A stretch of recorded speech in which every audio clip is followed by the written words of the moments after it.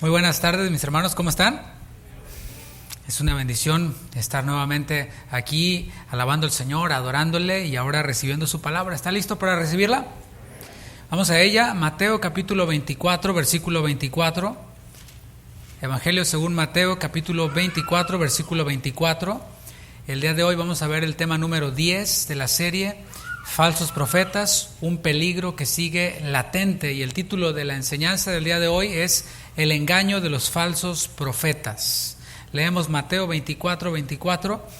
Dice, porque se levantarán falsos cristos y falsos profetas, y harán grandes señales y prodigios, de tal manera que engañarán, si fuera posible, aún a los escogidos.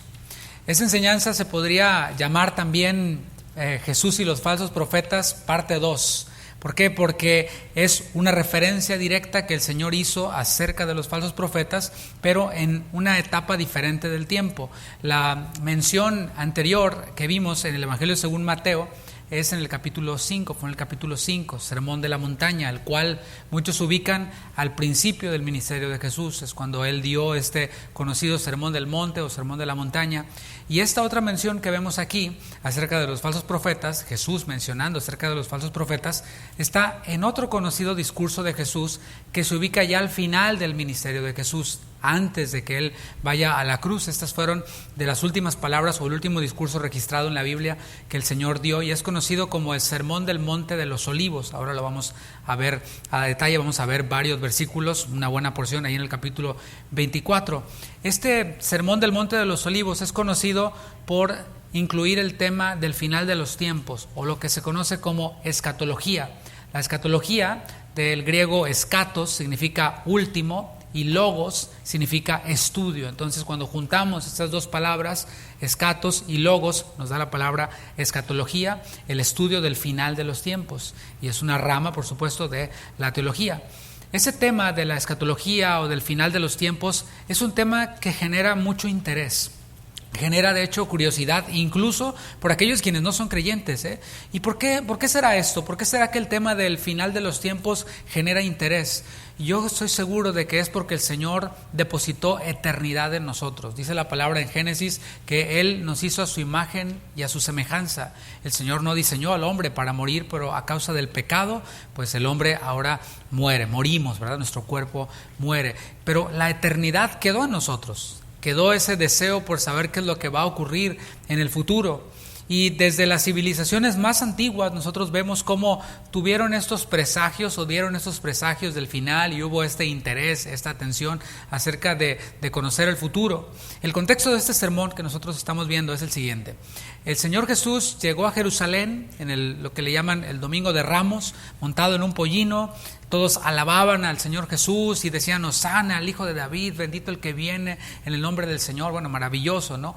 Entra el Señor a Jerusalén y se encuentra con los cambistas, con los que vendían y compraban. El Señor empieza a volcar las mesas y empieza a purificar el templo y a decir, miren lo que han convertido ustedes la casa de Dios. La han convertido en una cueva de ladrones, siendo que debía de ser una casa de oración. Y el Señor purifica el templo. Por supuesto, hubo quienes se sintieron ofendidos. Siempre que el Señor habla, pues hay quienes se arrepienten, pero hay quienes también se ofenden y hasta se enojan. Entonces comienza este diálogo entre los líderes religiosos, que eran los principales benefactores del negocio allí en el templo, y empiezan a cuestionar a Jesús. Eso es más o menos por ponerte en contexto. Se da todo este diálogo con líderes religiosos, un diálogo intenso, y Jesús sale con sus discípulos de allí, y cuando van en camino, voltean los discípulos y ven lo majestuoso del templo. Es como cuando tú invitas a alguien allá de tu rancho acá a Houston y pasan por el downtown y ven los edificios y les dicen, mira Juan, están re bonitos los edificios, ¿verdad? Y dicen, sí están bonitos, ¿no? Ellos le dicen así al Señor, le dicen, oye Señor, mira nada más que templo, un templo majestuoso, el templo que construyó Herodes, que por un lado tenía estas paredes de oro, bañadas en oro. Imagínate cómo se veían en el sol, al brillar el sol. Eso era algo que hasta encandilaba, ¿no? Te deslumbraba el brillo de las paredes de aquel del templo. Había otras partes que no estaban cubiertas de oro, las cuales eran blancas, la piedra caliza blanca con el reflejo del sol aparentaba de lejos que había como una montaña nevada, así como nieve. O sea, era majestuoso, algo yo creo más bonito que los edificios de downtown de cualquier ciudad. Así que ellos atraen la atención del Señor y le dicen: mira, Señor, nada más que templo. Y el Señor Jesús lanza un mensaje profético. Aquí es en donde se desarrolla este sermón del Monte de los Olivos, y les dice: de cierto les digo que no quedará piedra sobre piedra de ese templo majestuoso que ustedes ven. El Señor profetizó esto, y cuando ellos lo escuchan, ellos dicen: ¿sabes qué? Si se acaba este templo, si se cae este templo, es el fin del mundo. O sea, no puede haber nada peor que eso. Después de esto, 4 de sus discípulos lo toman aparte y le preguntan al Señor, seguramente por curiosidad, más detalles. Dice el versículo 3: y estando él sentado en el Monte de los Olivos, los discípulos se le acercaron aparte diciendo: dinos, ¿cuándo serán estas cosas y qué señal habrá, nota eso, de tu venida y del fin del siglo? Aquí vemos 3 temas, Uno es la destrucción del templo, otro es la venida del Señor, segunda venida, y otro es el fin del siglo. Son 3 temas. Ellos deseaban saber la fecha de estos eventos, la hora exacta de estos eventos. ¿Para qué? Pues por curiosidad, pero no estaría mal saber esto para, pues si me da tiempo de hacer otras cosas, ¿no? Y luego ya regresamos y nos preparamos para esto. Veamos cuál fue la respuesta inmediata del Señor Jesús, aquí en el versículo 4. Respondiendo Jesús les dijo: mirad que nadie os engañe.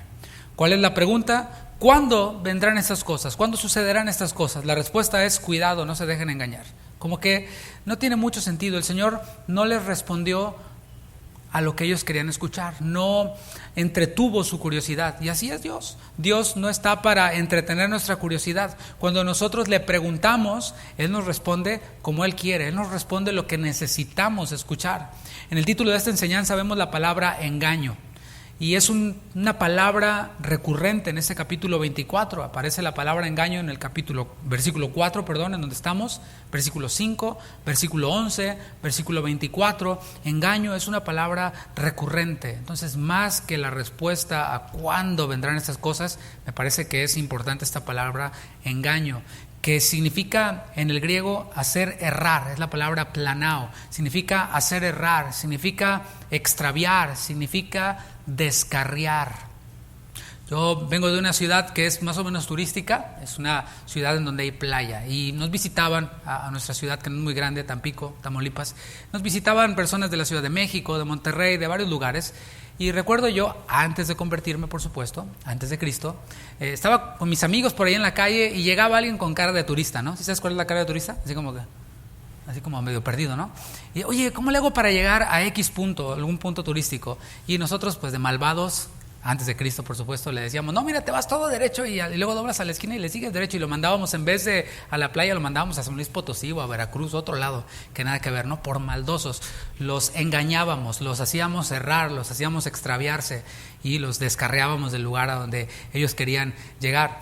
El verbo utilizado aquí por Mateo es, en este caso, engaño, no se dejen engañar.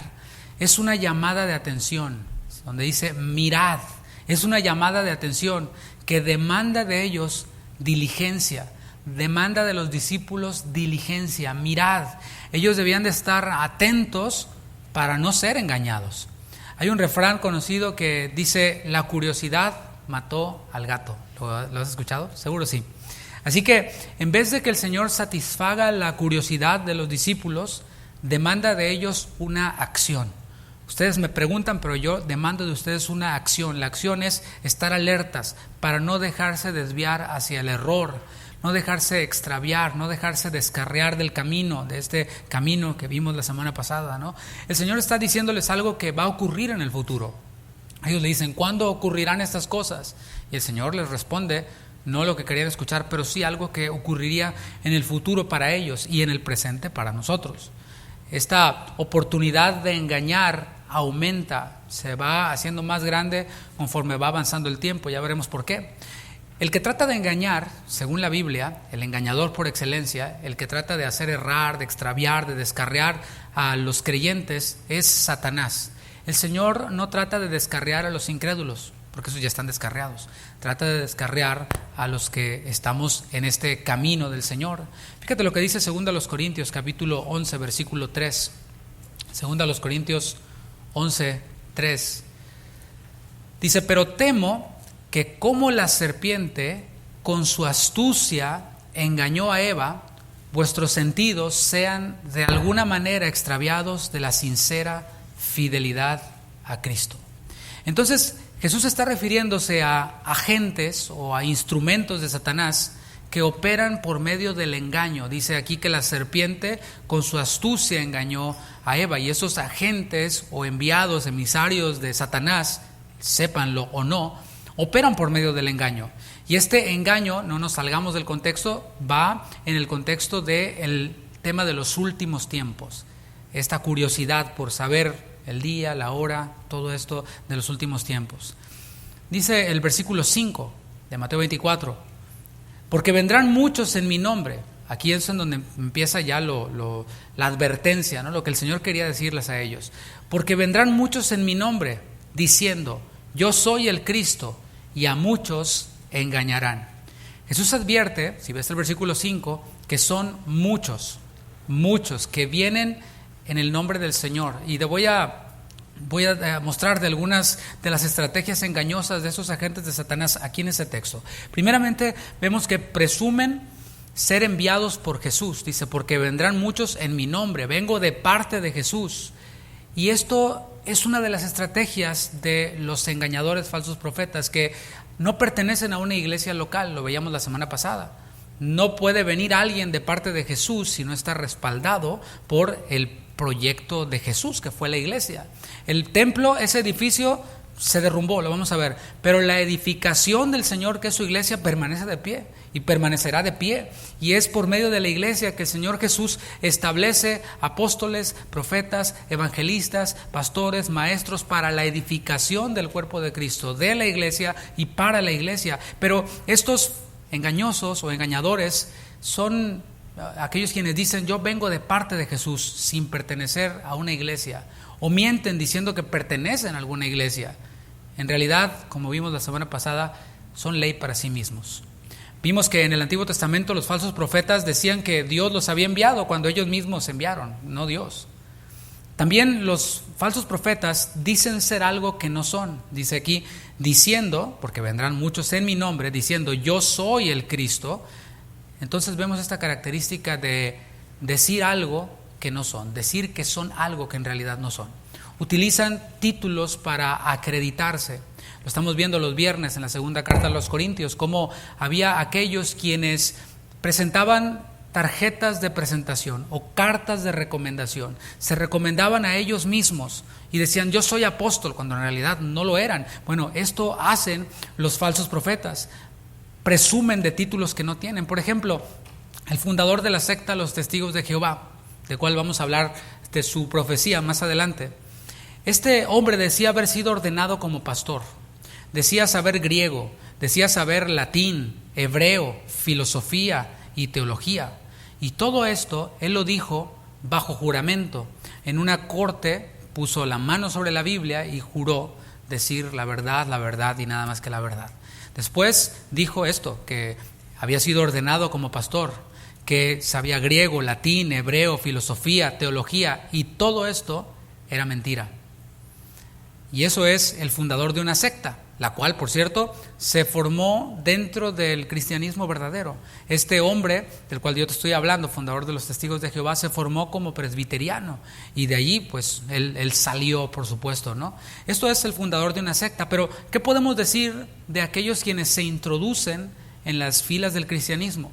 O sea, los de las sectas ya están identificados como sectas y ya no se les permite el acceso a la iglesia. Obviamente, si se convierte a alguien, si se arrepiente, es bienvenido, pero no se le admite para que enseñe sus doctrinas falsas, ¿no? Pero, ¿qué hay de aquellos quienes se introducen de las filas de la iglesia? Bueno, algunos, por ejemplo, se hacen llamar escatólogos. Estamos viendo este punto. Yo soy el Cristo. Decir que son algo que no son.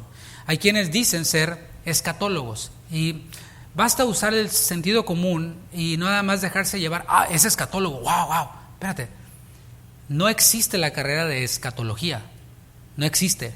Existe la carrera de teología y dentro de la carrera de teología hay diferentes materias, diferentes ramas. La neumatología, que estudia el Espíritu Santo, la cristología, que estudia a Cristo, la hermenéutica, que estudia en la interpretación de la Biblia, y así hay diferentes ramas dentro de la teología, y una de ellas es la escatología.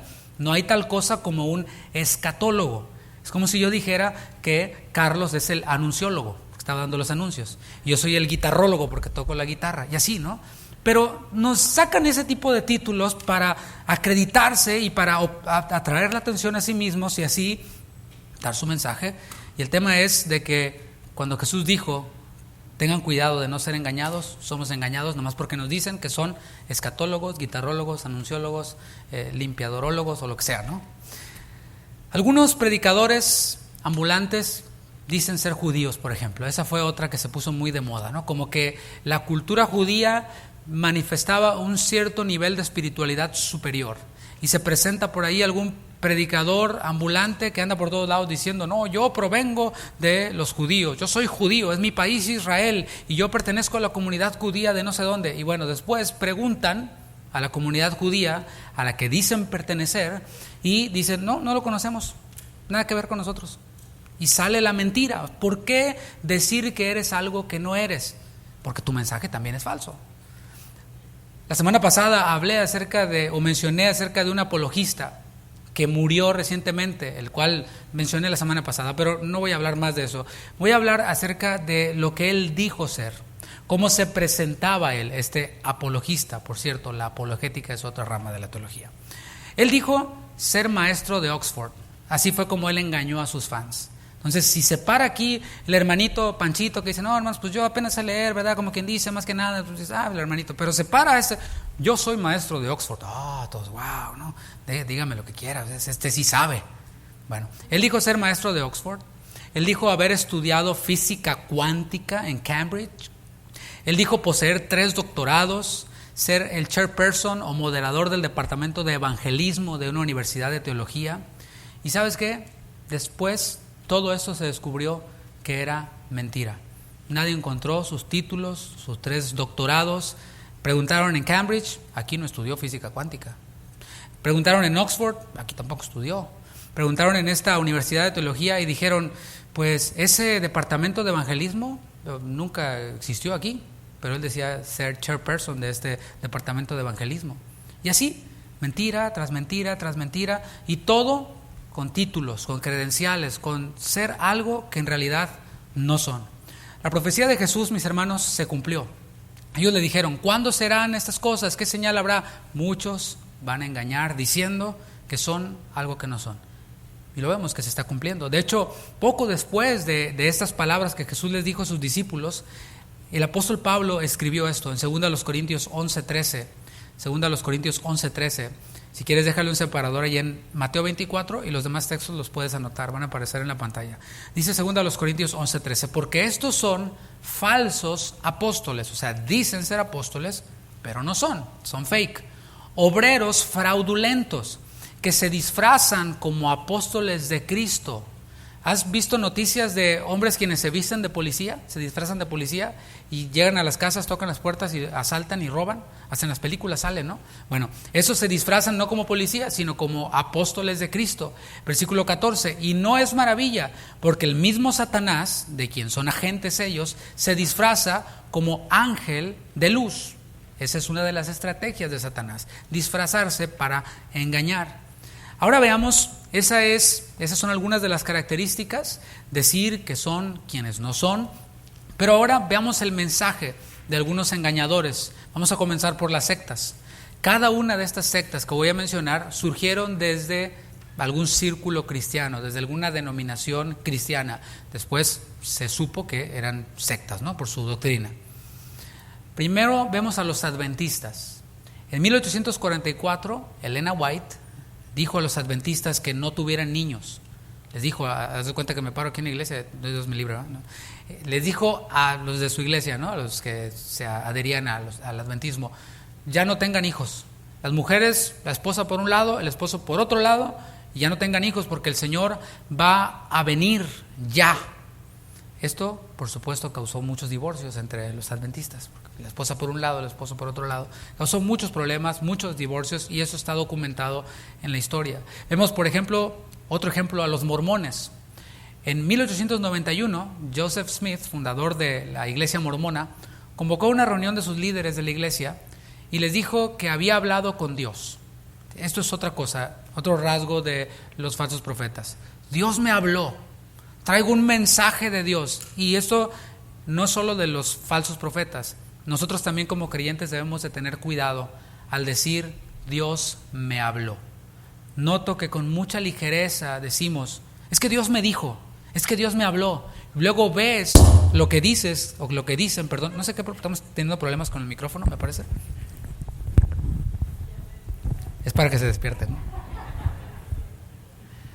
Luego ves lo que dicen que Dios les dijo y dices, ¿en serio? Pero con mucha ligereza decimos esto. Bueno, vemos aquí a Joseph Smith diciendo que Dios le había hablado y que Dios le había comunicado que regresaría en los próximos 56 años, que el fin del mundo comenzaría tras este regreso de Jesús. Esto fue en 1835. ¿Qué te parece? 1891 a 1835. Pues ya pasaron los 56 años y quedó como un falso profeta. Sin embargo, hay muchos que se adhieren todavía a esto. Esta otra secta de la que mencioné hace un momento, y son los testigos de Jehová, los cuales no una vez, sino muchas veces han profetizado el fin del mundo. La más popular es esta. Según esta cronología bíblica fidedigna, 6,000 años desde la creación del hombre terminarán en 1975 y el séptimo periodo de 1,000 años de la historia humana comenzará en el otoño de 1975. Esto está en su libro Vida Eterna, en la página 29. 1975, estamos en el 2021. Volviendo con los textos base, vamos a Mateo 24, versículo 6. Inmediatamente después de la advertencia de Jesús, esta advertencia, no se dejen engañar, leemos cómo el Señor les da detalles sobre el contexto en el cual será el engaño. Esta es la secuencia. Señor, ¿cuándo se va a derrumbar el templo? ¿Cuándo van a caer, a tirar el templo? ¿Cuándo vas a volver? ¿Y cuándo será el fin del mundo? La respuesta es, no se dejen engañar por esto, por esto, por esto. Y ahora habla del contexto en el cual se va a dar este engaño. Dice el versículo 6, y oiréis de guerras y rumores de guerras. Mirad que no os turbéis. Es necesario que le pongamos el acento o el highlight a las palabras que son más importantes dentro de este texto. Dice, y oiréis de guerras y rumores de guerras. Aquí es lo que hay que subrayar. Mirad que no os turbéis. Porque es necesario que todo esto, que guerras y rumores de guerras, acontezca.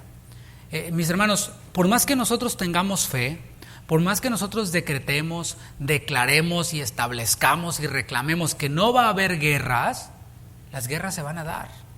Por más fe que le eches, enjundia que le eches y que tengas esta oración de estilo Miss Universo de que se acaben las guerras y que haya paz mundial, esto Jesús dijo, es necesario que todo esto acontezca. Eso es lo que hay que subrayar ahora. Pero aún no es el fin. ¿Lo ve ahí? ¿Puede decirlo? Pero aún no es el fin. Jesús, ¿cuándo será el fin? Bueno, viene esto, pero aún no es el fin. Porque se levantará nación contra nación y reino contra reino. Y habrá pestes, o sea, pandemias, y hambres y terremotos en diferentes lugares. ¿Qué dijo antes? Pero aún no es el fin. Entonces, ¿qué es? Versículo 8. Y todo esto será principio de dolores. Las profecías que dieron estas sectas que mencioné, adventistas, mormones, testigos de Jehová, se dieron en un momento de conmoción, en un momento en donde había todo este tipo de cosas que menciona Jesús. Y de hecho, hay eventos críticos en la historia que coincidían para ellos con estos pasajes. Ellos lo interpretaban así que en vez de ir a la palabra y leer bien, que Jesús dijo, todavía no es el fin, ellos leyeron las noticias. ¿Sí? Y se dejaron guiar por las noticias, sus cálculos y su deseo de engañar y de atraer la atención hacia sí, y dieron sus profecías falsas. A esto, a los eventos críticos que ocurren por todo el mundo, le añadimos el sensacionalismo de la prensa. ¿Qué es sensacionalismo? Te leo la definición. Sensacionalismo es la tendencia de algunos medios informativos a presentar las noticias destacando sus aspectos más llamativos, aunque sean secundarios. ¿sí? Prensa, hablamos de periódico, noticias en televisión, sitios web. ¿Con el fin de qué? Con el fin de provocar asombro o escándalo.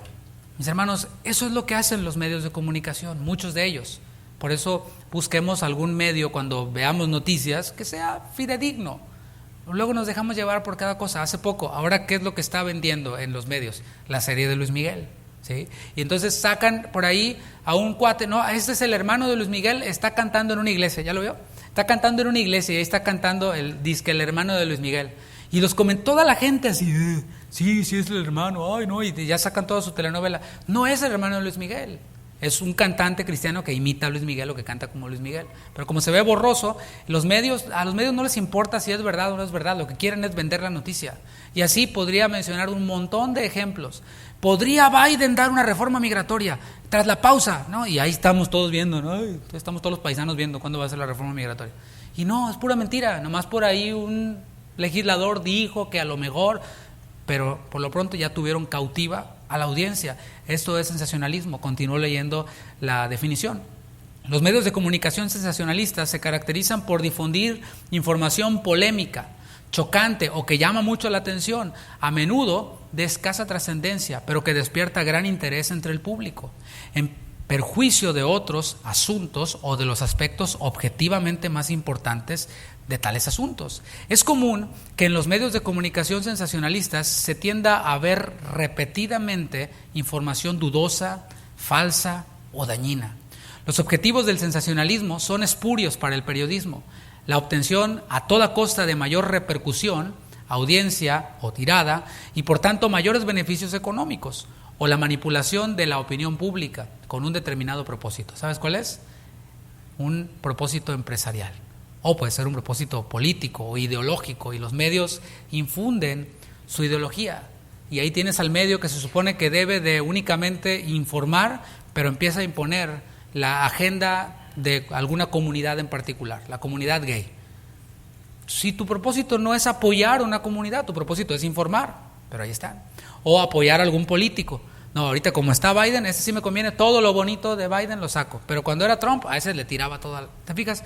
Así actúan los medios de comunicación sensacionalistas. Voy a citar algunos ejemplos de cómo la curiosidad, el sensacionalismo y los falsos profetas son muy mala combinación. Y son peligrosos. Por ejemplo, en cada guerra mundial que ha ocurrido, se ha dicho que es el fin del mundo. En 1350, otra situación, se dio una pandemia también, que se conoció como la peste negra. En aquel tiempo, 1350, un grupo llamado los flagelantes predijeron el fin del mundo, y no sabes el caos que provocaron en aquel tiempo, en aquella sociedad, durante aquella pandemia. Y lo hemos visto nosotros en esta generación. Hemos visto terremotos en la Ciudad de México, como aquel que ocurrió en la década de los 80s. Hemos visto terremotos en Haití, hemos visto terremotos en Chile, y hemos visto tsunamis, y hemos visto tantas cosas. Bueno, cada uno de esos eventos de la naturaleza han sido la oportunidad para dar presagios de que era ya el fin del mundo. Esto, mis hermanos, siempre se da. Hubo por allí, hace algunos años, ¿cómo le llamamos? Personaje, dejémoslo ahí, que secuestró un avión. Dios le dijo que secuestrara un avión. ¿Te fijas? Dios me dijo, estuve en un ayuno de quién sabe cuántos días y Dios me dijo. Dios le dijo que secuestrara un avión que iba de Cancún a la Ciudad de México. Y Dios le dijo que mintiera diciendo que llevaba un explosivo. Después le dijo que al piloto diera 7 vueltas alrededor de la Ciudad de México. Pero el avión no tenía suficiente combustible para dar 7 vueltas a la Ciudad de México. Entonces, pues, ¿qué Dios le dijo? Siguen las inconsistencias. Él debía o llamó al presidente de aquel entonces para darle un mensaje de parte de Dios. ¿Sabes cuál es? Va a venir un gran terremoto a la Ciudad de México. Pero ¿cada cuánto tiembla en la Ciudad de México? Es una zona sísmica y hay terremotos muy seguido. Es como si decimos, en Houston va a haber un gran huracán. Pues, cada año estamos bajo temporada de huracán. O sea, ¿en serio? Bueno, ¿qué decir, por ejemplo, de otro evento que se dio de la década de los 90 al principio del 2000?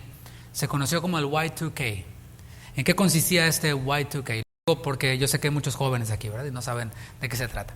Bueno, en 1999 al 2000, los sistemas se iban a caer porque ya no iban a soportar este cambio de 1999 a 2000. Se iba como a reiniciar todo, iba a ser un desastre, los sistemas iban a caer, las computadoras no iban a funcionar, no iba a haber agua, no iba a haber luz, todo iba a ser un caos, el fin del mundo. Y ahí fueron, imagínate si con la pandemia se acabaron el papel higiénico, imagínate con esto cómo estuvo, un caos. ¿Y qué ocurrió? Llegó el 31 de diciembre de 1999, llegó 1 de enero del 2000, nos dimos el abrazo, nos cenamos lo que sea y todo siguió igual, todo siguió normal. Más adelante, en el 2012, se empezaron a popularizar las profecías de nuestros parientes, los mayas. Para los que dicen que son judíos, no, nuestros parientes son los mayas, esos son más parientes nuestros.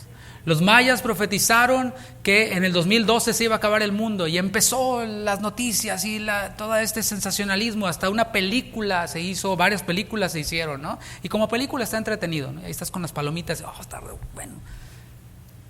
Otras señales del fin, ¿quieres que te siga dando otros ejemplos más? Cuando se empezaron a utilizar las tarjetas de crédito. Mira, salió un plastiquito que se llama tarjeta de crédito o de débito, ya no tienes que usar dinero, ahora es con la tarjeta. ¡No! La marca de la bestia empezaron los de aquel tiempo. Cuando se empezaron a utilizar los códigos de barras para llevar un mejor control de la mercancía. ¡No! El código de barras es la marca de la bestia, el anticristo. Empezaron todos, ¿no? ¿Y qué decir del microchip? Ese todavía sigue en auge. Un pastor le preguntó a un experto en todo este tipo de asuntos, ¿no? Alguien quien trabaja para el gobierno, ¿no? Estas entidades de investigación y todo. Y le dice, oye, ¿qué onda con lo del microchip? Entonces este experto le dice, pues en los perros funciona bien, pero no en los humanos. ¿Cómo? Mira, por simple sentido común, le meten el microchip a un cuerpo de una persona y si el cuerpo lo rechaza, ya no va a funcionar. Ya no funciona esta idea de que a todos se les va a poner el microchip, porque no todos lo van a aceptar, su cuerpo no lo va a aceptar, es un organismo extraño y tiende en algunos a rechazarlo. Entonces, pues ya no funciona, para el propósito que dicen que va a funcionar, ya no va a funcionar. El coronavirus no ha sido la excepción. Voy a leer una porción de un artículo de CNN en español que se publicó el 23 de marzo del 2020. Dice así, es un fragmento nada más. El gobierno y los funcionarios de salud pública han emitido todo tipo de pautas para ayudar a las personas a protegerse contra la propagación del COVID-19. Pero hay otro contagio que los expertos parecen incapaces de detener. La plaga de profetas que advierte que el coronavirus es una señal de que estamos al fin de los días. Por si todos andábamos, todos estresados, ¿no? ¿Y qué va a pasar? Y todavía salen los profetas diciendo que este es el fin del mundo. Ya tenemos a los charlatanes modernos también que están propagando una supuesta profecía que dio un brother por ahí, en donde vio a 2 demonios que traían cubrebocas. Y ahí anda la profecía.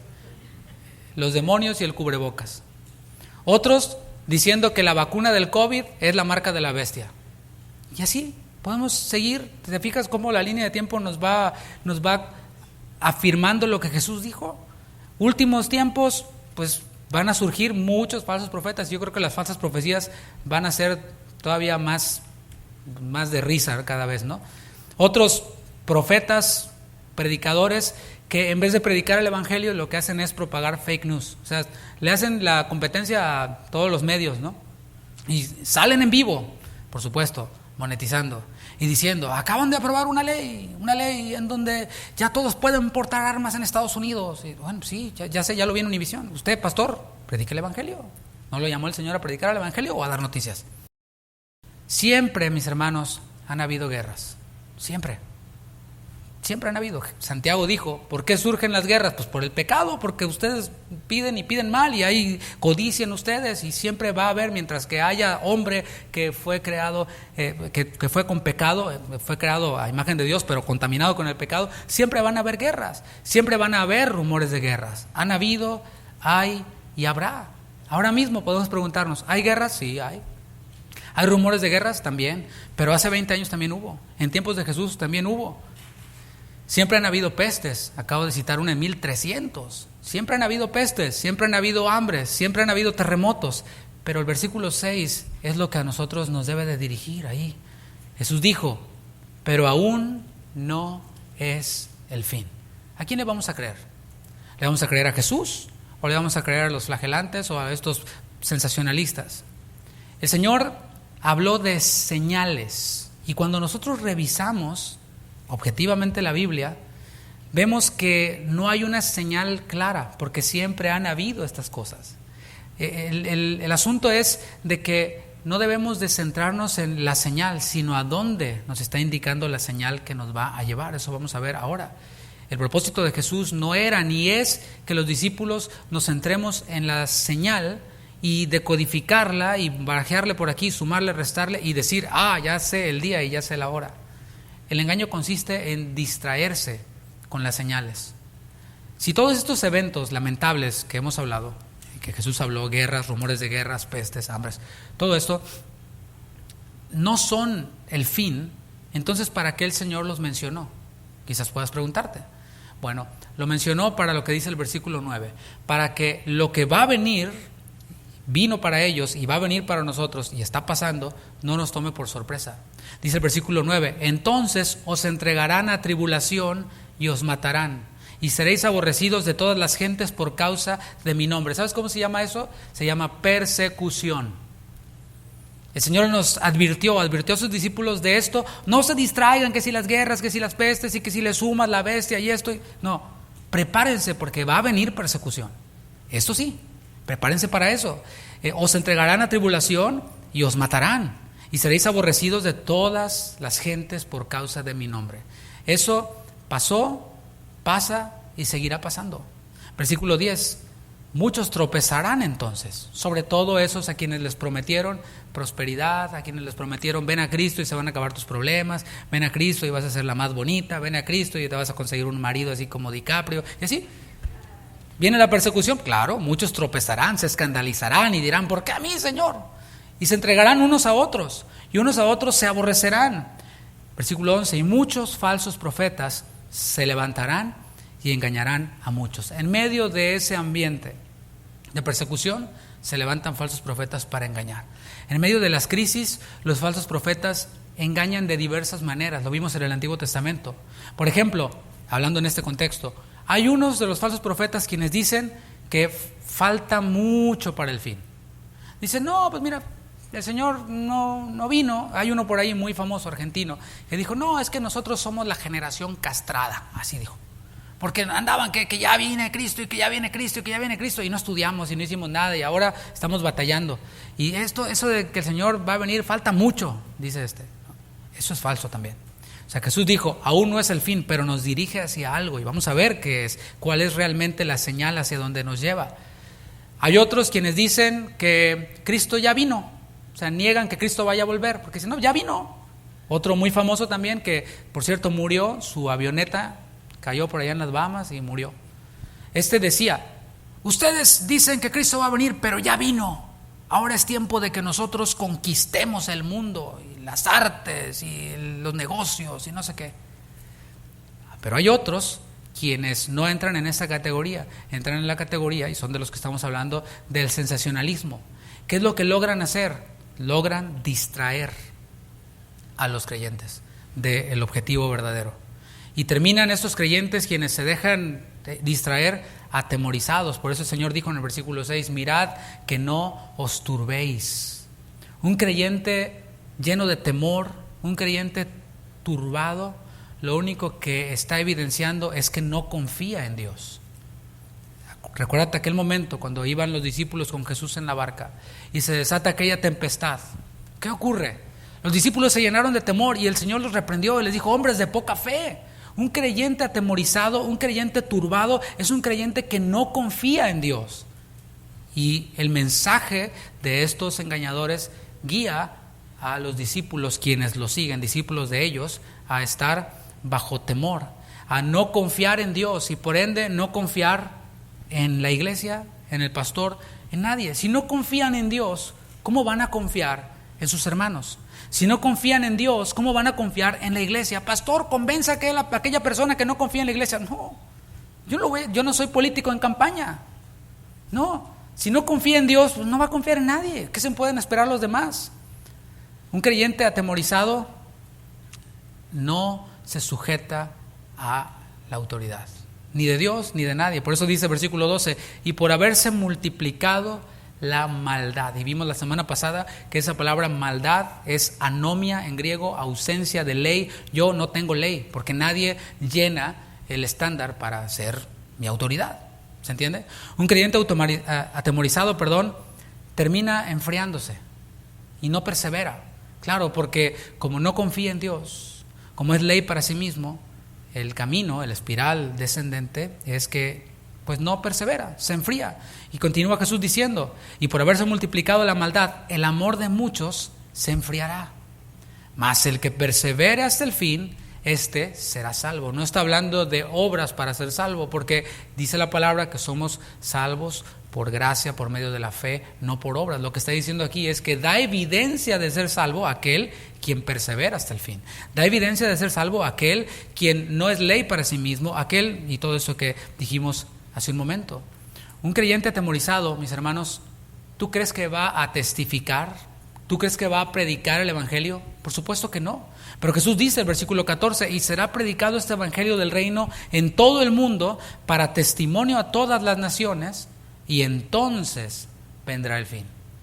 Discípulos cumpliendo su propósito. Esos los ha habido, los hay y los habrá. ¿Te fijas cómo las señales nos llevan a la realidad de que el Señor va a venir?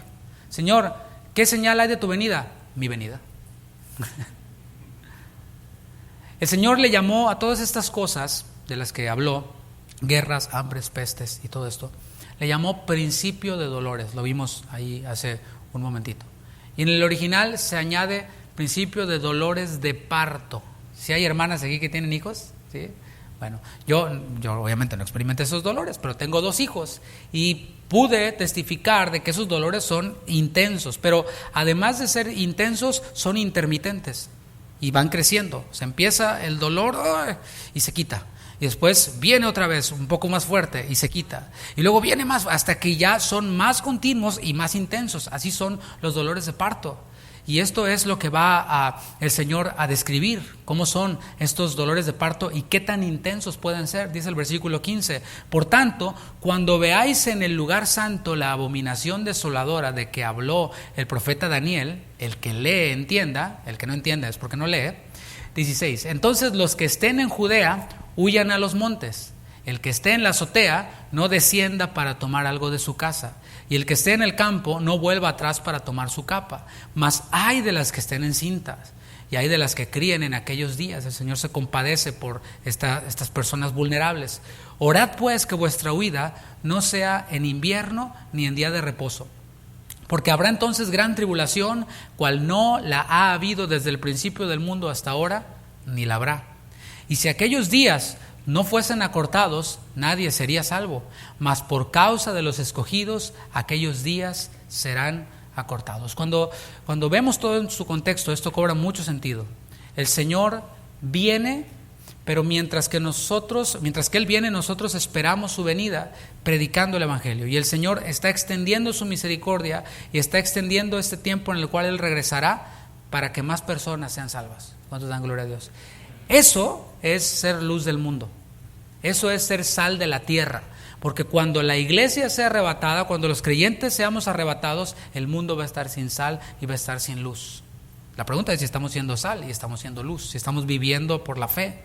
Esto que acaba de mencionar Jesús, dentro del contexto de qué tan intensos pueden llegar a ser los dolores de parto, se le atribuye a 2 eventos. No tengo tiempo y no es el tema tampoco todos los detalles, sino es falsos profetas. Pero déjame te doy 2 eventos a los que se le atribuye este fragmento de la Escritura. Uno, para ellos se ubicaba en el pasado. En el año 167 a.C., un gobernador griego llamado Antíoco Epífanes erigió un altar a Júpiter sobre el templo en Jerusalén. Reedificó un templo para Júpiter y sacrificó allí un cerdo sobre el altar. Esto era algo abominación, esto es lo que está hablando. Abominación es sacrificar un animal inmundo sobre el lugar donde se ofrecían los sacrificios para Dios. Esta referencia para ellos, el recordar solamente eso, era algo impactante.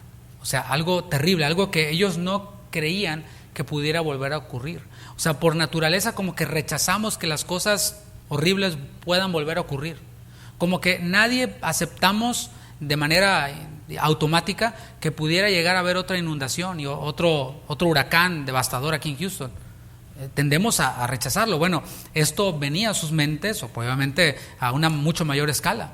El otro evento al que se le atribuyen estos versículos estaba en el futuro para ellos. Esta abominación desoladora que predijo y que profetizó Daniel estaba en el pasado, pero hay otro evento que ocurrió para ellos en el futuro, y es el cumplimiento de esta profecía que dio el Señor. Les dijo, el templo no quedará piedra sobre piedra. Y esa profecía se cumplió para ellos en el 70 después de Cristo, cuando las legiones del general romano Tito sitiaron y capturaron Jerusalén. Allí fue cuando se cumplió esa profecía del templo destruido. ¿Qué pasó con el templo? Pues ve a Jerusalén y ahí vas a ver que quedó solamente una pared. Eso es todo, el muro de los lamentos. Esto, mis hermanos, es lo que nosotros vemos en la Escritura, un evento que ocurrió en el pasado, un evento que ocurrió en el futuro para ellos, y la pregunta es, ¿acaso podrá ocurrir en el futuro para nosotros algo semejante? Y la respuesta es sí, Jesús lo dijo. La nación de Israel puede experimentar algo así, y lo experimentó. Después de esa destrucción del templo, ¿qué ocurrió con Hitler y los nazis? La nación de Israel sufrió terriblemente. Bueno, esas cosas desoladoras pueden seguir ocurriendo. Y la humanidad, nosotros los judíos, seguiremos experimentando eventos catastróficos también. ¿Y la advertencia cuál es? Sigue siendo la misma, versículo 23. Entonces, si alguno os dijere, mirad, aquí está el Cristo, o mirad, allí está, no lo creáis, porque se levantarán falsos cristos y falsos profetas y harán grandes señales y prodigios. A esto le añadimos a las credenciales, al discurso, señales y prodigios, los cuales, mis hermanos, Dios sigue haciendo. El Señor sigue haciendo milagros, el Señor sigue haciendo prodigios. Y aquí estoy viendo personas quienes son testimonio vivo de que Dios sigue sanando hasta la enfermedad más que para los médicos es imposible. El Señor sigue obrando de manera soberana, pero también Satanás puede falsificar las señales y los prodigios. Vemos en el libro de Éxodo cómo llegó Moisés con esa vara delante de Faraón, y esa vara que Moisés tenía se convirtió en serpiente. ¿Qué hicieron los magos de Egipto? También hicieron el mismo milagro, la misma señal, también, y así se dio ahí un duelo de señales entre la señal de Dios y la señal de estos magos egipcios. Y esto podemos ver, mis hermanos, que también no es una garantía. El que alguien haga señales, haga milagros, tenga muchas credenciales, no es garantía de que viene de parte de Dios. Continúa Jesús hablando y dice, de tal manera que engañarán, si fuere posible, aún a los escogidos. Ya os lo he dicho antes. Fíjate cómo está reiterada la advertencia del Señor.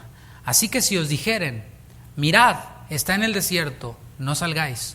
O mirad, está en los aposentos, no lo creáis. Creo que ya tenemos claro este concepto de predicadores sensacionalistas, que dicen, el coronavirus es la marca de la bestia, y es el fin del mundo y todo esto, para atraer atención. Quizás tú te preguntes, bueno, ¿podría ese ser un método válido para atraer personas a la iglesia? Es decir, salir y decir en nuestras redes sociales o lo que sea, sabes que ya se acerca el fin del mundo, ya el coronavirus y la pandemia y la crisis y el gobierno y Palestina y tal, para después traer a la gente a la iglesia. Mira, ya ves el fin del mundo, vente a la iglesia. Mis hermanos, algunos usan esto como un método para atraer personas a la iglesia, pero ¿sabes algo?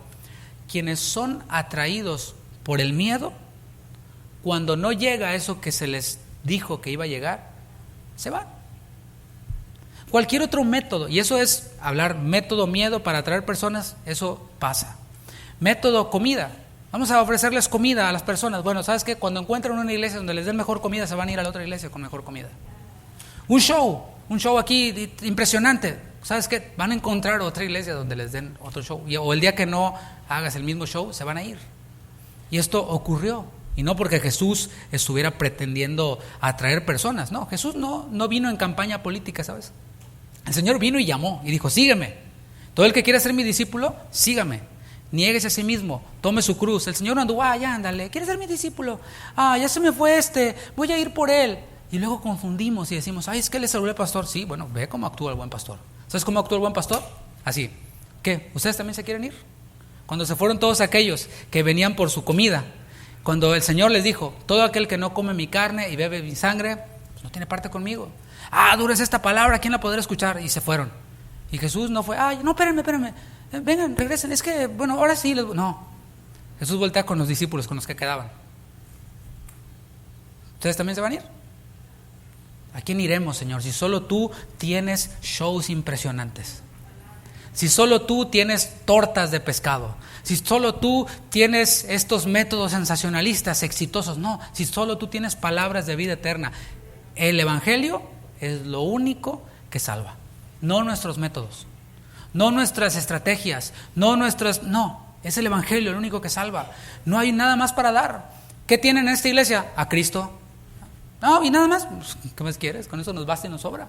No son nuestros métodos. Bueno, hay quienes acuden a estos métodos del miedo para atraer personas. Durante la pandemia, cuando estaba este lugar cerrado, apagábamos las luces para no ver las sillas vacías, ¿no? Pero mientras que estaba este lugar cerrado, llamaban muchas personas. No quiero exagerar ni ponerle mucha crema a mis tacos, pero llamaron una buena cantidad de personas. Y hablaba con ellas y me decían, es que ¿sabe qué? Yo ya estoy viendo que ahora sí viene el fin porque la pandemia y ahora sí voy a ir a la iglesia. ¿Sabes dónde están? No vinieron, muchos. Ya para cuando abrieron, ¿no? Ya, ahora tienen mucho trabajo. Hay que recuperar lo que perdimos durante la pandemia. Otros sí vinieron, ¿no? Que bueno, espero que no sea por miedo a que el fin del mundo, ¿no?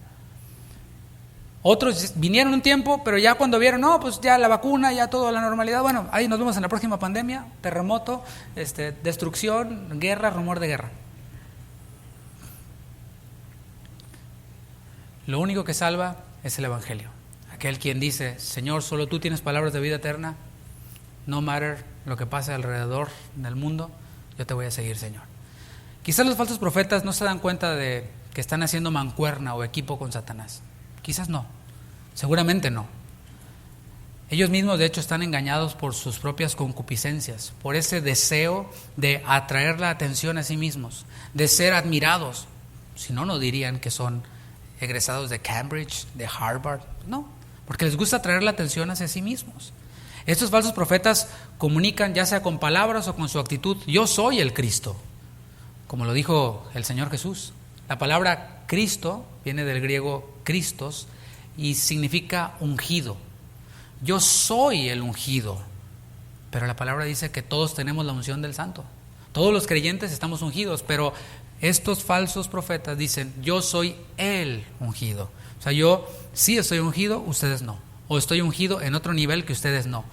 Pablo reiteradamente se incluía junto con las iglesias a las que les hablaba. Decía que estamos atribulados en todo, mas no angustiados. O sea, estamos todos. Pero estos falsos cristos dicen, yo tengo la unción. Estos autoproclamados ungidos tratan de usurpar el lugar de Dios con un conocimiento que ni el mismo Jesús, mientras que estuvo en esta tierra, tenía. Ahorita vamos a ver eso. Fíjate lo que dice el versículo 35. El cielo y la tierra pasarán, pero mis palabras no pasarán. O sea, cielo, tierra, guerras, todo esto va a pasar, pero sus palabras permanecerán. Pero del día y la hora, ¿qué dice? Nadie sabe, ni aun los ángeles de los cielos, sino solo mi Padre. Y allí se excluye Jesús. En el paralelo, Marcos 13:32, o sea, el mismo discurso, pero narrado por Marcos, nos da otro detalle más, que es lo que acabo de decir. Dice, pero de aquel día y de la hora nadie sabe, ni aun los ángeles que están en el cielo, ni el Hijo, sino el Padre.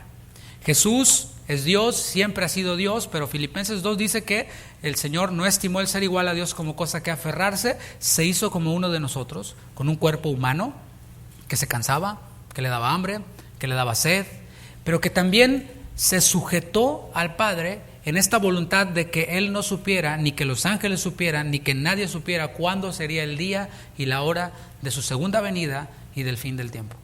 Pero estos falsos profetas dicen, yo sí sé. Los ángeles no saben, Jesús no sabe, pero no contamos con mi astucia.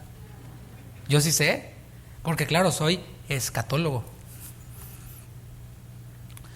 Codician entonces atención hacia sí mismos, demostrar que son algo que no son.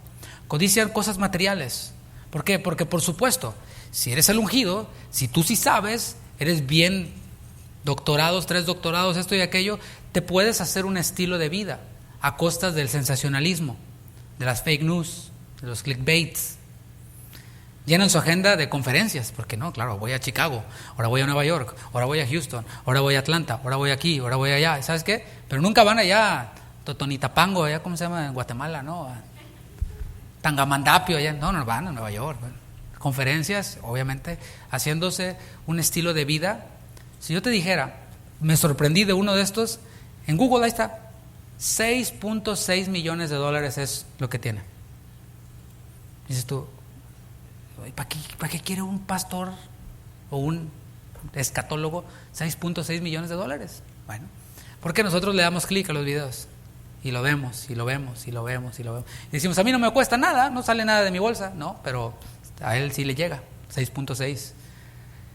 Venden sus libros, por supuesto, en sus conferencias, ¿no? Porque claro, ya que diste todo eso, no les voy a decir todos, hay un conocimiento más profundo, pero está en el libro, cómpreme el libro, y ahí va. Y a eso le añaden, ¿no le gusta leer, hermano? No hay problema, le traemos el DVD también, o los videos, el contenido en YouTube, en Facebook. Cada plataforma, y lo he dicho y lo voy a seguir diciendo, cada plataforma le paga a aquellos quienes crean contenido. Obviamente, tienen que ajustar esa configuración en sus cuentas, de recibir dinero por cada like, por cada view. En este caso, nosotros ni ninguno en Casa de Oración monetizamos con los videos. Están allí disponibles, así que usted puede compartirlos sin ningún problema. Pero eso sí, se crean contenido, por eso sacan un video y hablan y hablan y hablan, como dice el pastor Chuy, una verborrea terrible, así bla bla bla bla bla bla, nomás para decir que ya aprobaron una ley de que todos pueden portar armas. Claro, el video dura 1 hora y tiene 5 comerciales en medio del video, el cual les genera estos ingresos y este estilo de vida. Fíjate lo que dijo un comentarista bíblico sobre este versículo, Mateo 24:24.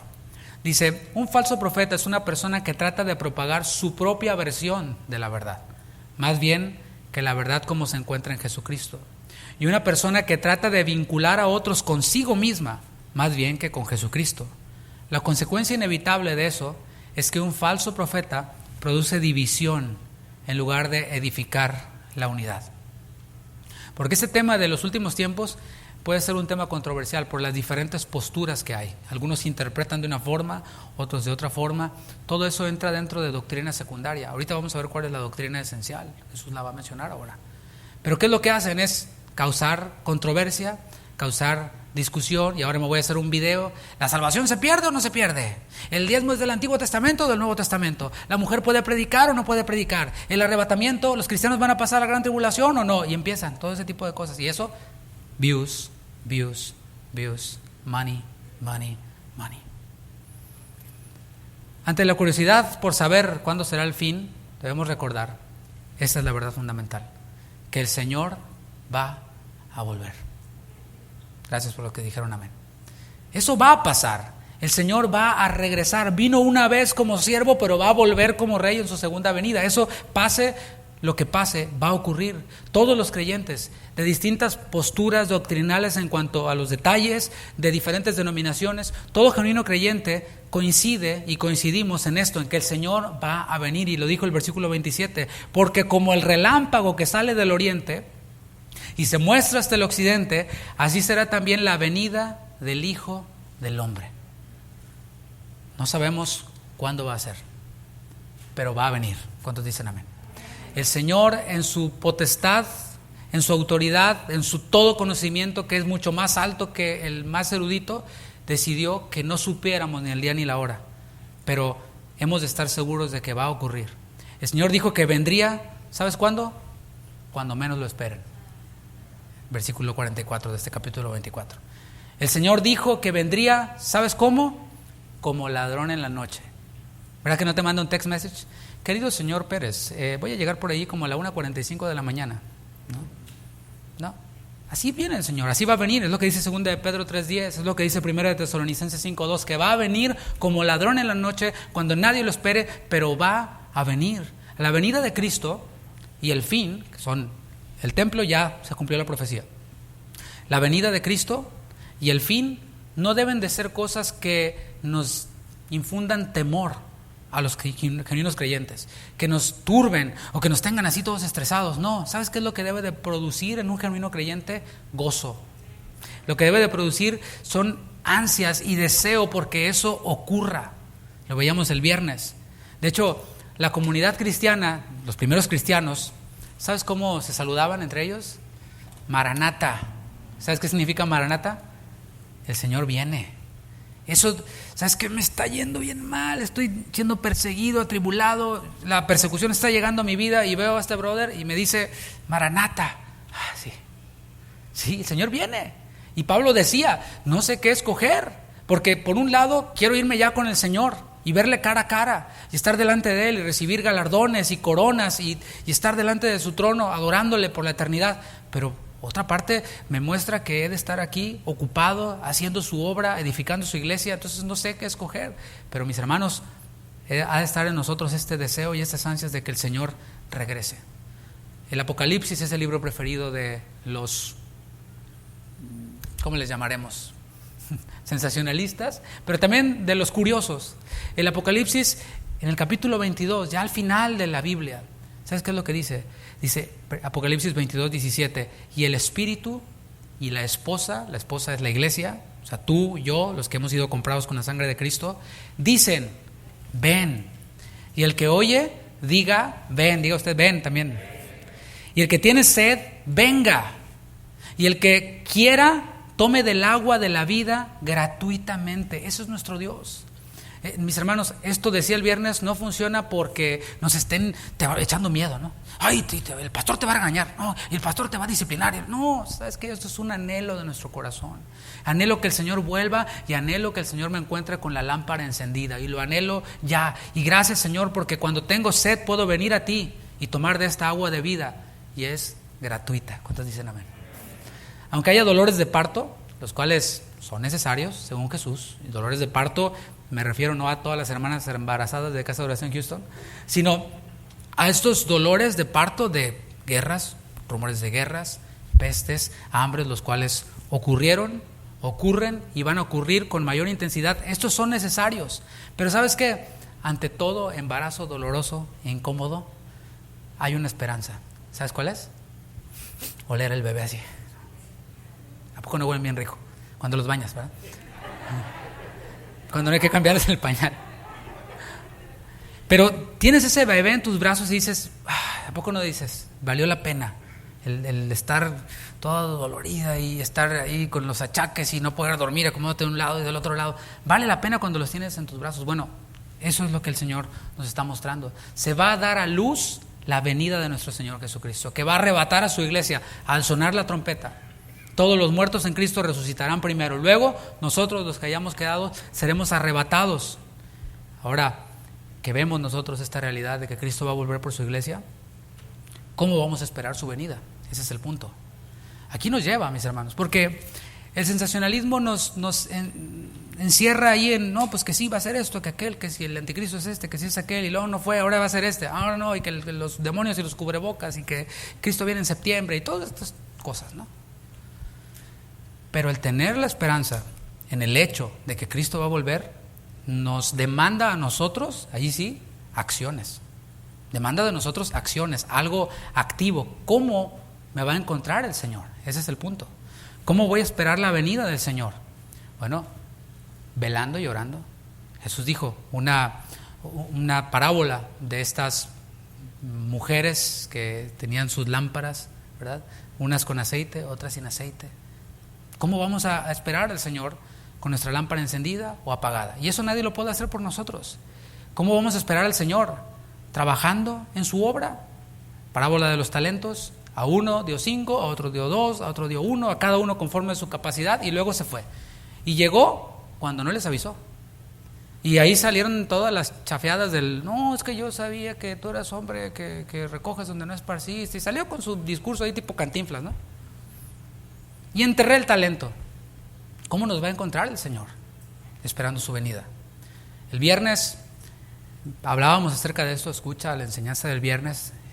la del miércoles también. No siempre se unen las tres enseñanzas, miércoles, viernes y domingo, pero en la providencia de Dios así se dio esta semana. Y nos van fortaleciendo y nos van cerrando muchas preguntas que pudiéramos tener. Pero el viernes, en una parte de la enseñanza, me dieron ganas de decir, si no tomas en cuenta esto, una de dos: o no crees que el Señor vaya a venir, o sea, si no vives con la lámpara encendida, ni te interesa. Si no vives trabajando en su obra, ni te interesa. Una de dos: o no crees que el Señor vaya a venir, crees que es algo así como una película, algo, pues, como que te lo imaginas, como que, está bonito. No. Creemos que es una realidad, ¿verdad que sí? Sí creemos que el Señor va a venir. Por favor, déjame tranquilo. Porque si no te importa, son cuentitos. O de plano sabes que así va a ser, pero no te importa. No lo puedo decir de otra manera ya. Que el Señor nos encuentre con la lámpara encendida, velando, orando, trabajando en su obra, predicando el evangelio. No estos rollos de, viene el fin del mundo. No. Arrepiéntete de tus pecados. El fin de este siglo, ahora sí culmino, trae el que el Señor arrebate su iglesia, pero el fin del siglo, ¿sabes qué trae? Otra esperanza. ¿Sabes cuál es? Cielos nuevos y tierra nueva, es lo que dice Apocalipsis 21. Así que ¿cuál miedo? Esa esperanza, si estamos perseverando, si estamos velando, si estamos orando. Así que yo termino diciendo eso que dijo Jesús: no nos dejemos engañar, no nos dejemos descarriar de este propósito, de que Cristo va a venir por su iglesia y de que nos esperan cielos nuevos, tierra nueva. Y es bueno preguntarnos cuando escuchamos una enseñanza. No van a escuchar desde este púlpito ni de ninguno de casa de oración. No escuchen, prohibido escuchar a tal predicador. No. Es que nada más ahí te dejan escuchar a los de casa de oración. ¿Quién dijo eso? Yo te recomiendo, si me preguntas, yo te voy a recomendar a Fleming Tejada, que va a venir de Nueva York en unas cuantas semanas. Viene al campamento y luego va a estar con nosotros. Te puedo recomendar al pastor Raúl Borboa de Londres, que estuvo acá, al pastor Memo Gómez, al pastor Chuy. O sea, son los que yo escucho, o sea, y es lo que yo te puedo recomendar. Pero nadie obliga a nadie a escuchar a nadie, ni tampoco nadie le prohíbe a nadie escuchar a nadie. ¿Estamos claros en eso? ¿Sí? Pero están las advertencias. O sea, no te digo no lo hagas, simplemente te damos las herramientas para que tú mismo uses el discernimiento, uses al Espíritu Santo que mora en ti y disciernas ¿a dónde me está llevando este mensaje? No importa las credenciales, no importa los títulos, ¿a dónde me está llevando? ¿Me está exhortando a velar, a orar, a mantener la lámpara encendida, a trabajar en la obra de Dios? ¿O nada más está alimentando mi curiosidad? Nada más me está entreteniendo, nada más me está atrayendo hacia Él. Esto es lo que el Señor nos dice en esta noche, en esta tarde, perdón. Le invito a que se ponga de pie, vamos a orar. Gracias, Señor, por tu palabra. Gracias por tu fidelidad, gracias porque en tu corazón pastoral de guardarnos, de cuidarnos, nos diste advertencias. Nos diste estas advertencias que tienen el propósito de que no seamos descarriados, de que no seamos extraviados. Así como todos aquellos quienes su amor se enfrió, quienes al escuchar todo esto, estas supuestas señales mal interpretadas y sensacionalistas, terminaron enfriados, terminaron sin perseverar en tu camino, lejos del camino. Queremos, Señor, nosotros permanecer, queremos serte fieles, queremos estar en comunión contigo y no separarnos de ti. La única manera en la que esto puede suceder es estando en comunión contigo cada día, la cual está disponible para nosotros. Y Señor, si hay alguien en este lugar o quien nos vaya a escuchar más adelante que quizás no se ha encontrado contigo, que Señor, tu evangelio, que es el que trae convicción, esta esperanza de que tú vas a volver por tu iglesia, nos abre el panorama de cómo llego a ser parte de la iglesia. Y es únicamente por la fe en Jesucristo. Y todo aquel, Señor, quien nos escucha o nos ve o está aquí, que no te conoce, Señor, que pueda conocer su propia condición, reconocer su pecado y reconocer que solo tú viviste una vida santa, sin mancha, derramaste tu sangre y pagaste por nuestros pecados. Y todo aquel quien cree, todo aquel quien bebe de esta agua gratuitamente, todo aquel quien tiene sed, viene a ser parte de esta iglesia, la cual tú vendrás a buscar cuando menos lo esperen. Como ladrón en la noche, arrebatarás a tu iglesia y estaremos contigo por la eternidad. Que así sea, Señor. Gracias por cada uno de mis hermanos quienes están aquí, quienes disponen su vida y su corazón para ser alimentados con tu palabra. Sabemos que tú no nos abandonas, que tú estás con nosotros en esta travesía y que estarás con nosotros todos los días hasta que tú vuelvas. Anhelamos verte, anhelamos tu gloria, anhelamos cielos nuevos y tierra nueva. En el nombre de Jesús, gracias, Señor. Amén. Amén. Mis hermanos, que el Señor les bendiga, que tengan feliz domingo.